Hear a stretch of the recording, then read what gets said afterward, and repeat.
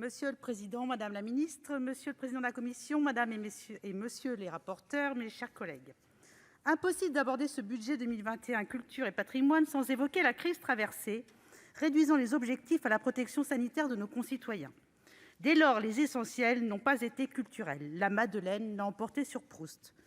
Plutôt qu'une critique, c'est un constat qui donne à ce budget des obligations spécifiques.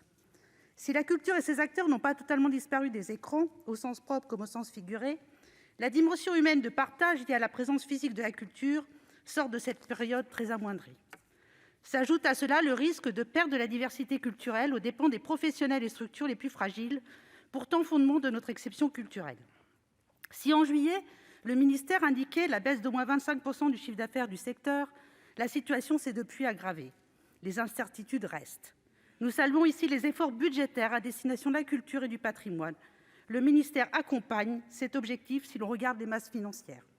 Mon propos se concentrera donc sur les choix et rééquilibrages souhaités, ainsi que les points saillants qui nécessitent de la vigilance pour passer ce cap difficile. En ce qui concerne le programme 131 Création, l'augmentation budgétaire est nette. Saluons aussi les efforts conjoints des collectivités. Ce sont 37 millions de mesures nouvelles, auxquelles s'ajoute le renfort du plan de relance. La crise est sans précédent et pour tous. Nous saluons donc l'attention portée aux intermittents du spectacle, le renforcement du fonds PEPS, le soutien à la commande publique, les moyens pour la réforme des aides aux équipes indépendantes, les aides portées par le CNM, ou encore celles pour la présence artistique dans les territoires et les résidences d'artistes. Ajoutons aussi le crédit d'impôt prolongé, bonifié et élargi par le Sénat à toutes les esthétiques du spectacle vivant. Mais des points de vigilance sont à noter. D'abord, les mesures citées vont devoir être prolongées si nécessaire. Ensuite, les arts visuels. Une fois encore, ce ne sont pas la partie du programme Création la plus accompagnée. Pourtant très présents et actifs dans tous les territoires, ils contribuent largement à l'accès à la culture pour tous. Le ministère doit accélérer leur structuration, comme pour les sauts d'avis. Aussi, si les états généraux des festivals sont positifs, nous sommes en attente de solutions concrètes. Par ailleurs, si une seconde saison consécutive était annulée, c'est beaucoup du lien avec le public et singulièrement la jeunesse qui en pâtirait.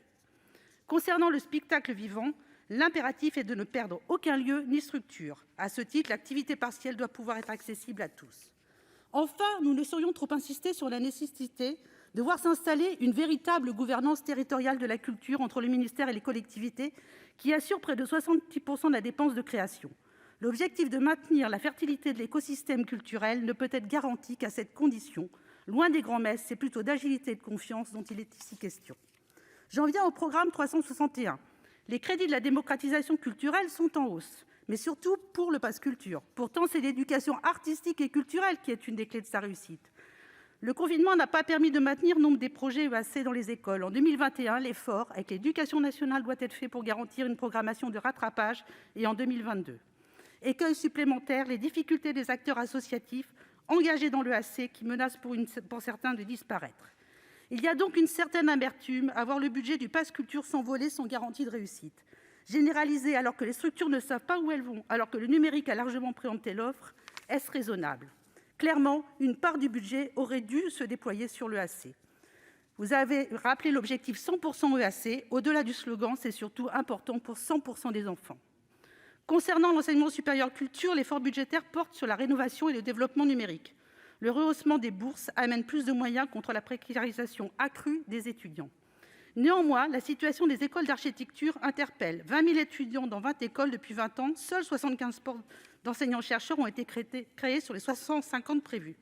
L'architecture occupe une part si importante dans la société de demain qu'il est légitime de permettre enfin aux ENSA de prendre leur essor. Pour les écoles d'art, une solution reste à trouver à la question du statut des enseignants.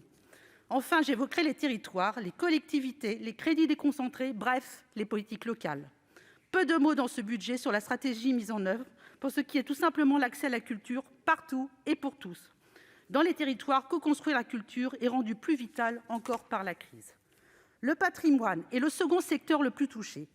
Des grands sites aux plus petits, c'est l'ensemble d'une filière qui est menacée. 2021 et 2022 sont cruciales. L'effort budgétaire est marqué face à cette situation, auquel s'ajoutent les 614 millions du plan de relance. Dans les faits, une grande part de l'effort porte sur le soutien aux opérateurs de l'État. Fer de lance de notre activité, ils subissent de plein de fouet la situation. Chute de fréquentation, du mécénat, des touristes étrangers, quasi-arrêt des expositions, des événements, retard de chantier. L'État a renforcé son aide, c'est justifié. Elle devra sûrement être réévaluée si la situation sanitaire devait perdurer. À ce titre, les contraintes encadrant le mécénat des grandes entreprises mises en place cette année tombent mal. Concernant le patrimoine, l'accent s'est porté sur les monuments historiques. Retard de certains chantiers, difficultés financières des propriétaires, installation tardive des équipes municipales et intercommunales, le danger est grand de voir mis en péril certains patrimoines, faute d'entretien, de moyens et de projets. Dans ce budget et le plan de relance, l'essentiel de l'effort porte sur les monuments historiques dont l'État est propriétaire, citons Villers-Cotterêts ou le plan cathédral, ou les monuments gérés par le Centre des monuments nationaux.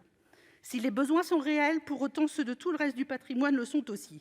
Ce sont les monuments historiques, propriété des collectivités ou des personnes privées, essentiels s'il en est du patrimoine français. La faible part du plan de relance qui leur est dédiée montre bien que le regard porté n'est pas le même. Pourtant, c'est bien aussi le maillage patrimonial et territoire qui fait de notre pays ce qu'il est. La complémentarité aurait pu et dû se concrétiser davantage dans les budgets. On comprend que le court délai pour consommer les crédits nécessite de gros projets budgétaires et que le plus simple est de prioriser les chantiers de l'État. Il eût pourtant été légitime de créer des conditions plus favorables pour accompagner les autres projets, notamment, j'y insiste, en redonnant à l'État son rôle d'assistance à maîtrise d'ouvrage pour pallier parfois les carences en ingénierie sur le terrain. Enfin, j'évoquerai le patrimoine diffus, non protégé, oublié de ce budget. Pourtant, il est un levier économique simple et efficace dans les territoires. 90% des entreprises de restauration sont des entreprises locales. Les emplois concernés sont non délocalisables. À cet effet donc, nous proposons un amendement pour créer une ligne budgétaire destinée exclusivement à ce patrimoine non classé. Pour conclure, l'effort budgétaire, la volonté de sauver, sauvegarder, accompagner sont là. Il faudra surveiller et ajuster l'utilisation des crédits dans un contexte bien incertain. Que l'on considère la culture ou le patrimoine, l'enjeu est le maintien au maximum de cet écosystème au cofinancement multiple. Cela repose sur la capacité en région à s'adapter pour préserver la diversité des acteurs, structures, lieux, opérateurs, patrimoine, emblématiques comme des plus modestes. Cela signifie une interaction plus grande et structurée entre l'État, les collectivités et les acteurs privés et associatifs. Le défi, en somme, est autant budgétaire qu'organisationnel. Co-construire les politiques en matière culturelle et patrimoniale. La culture pour tous, c'est la culture par tous.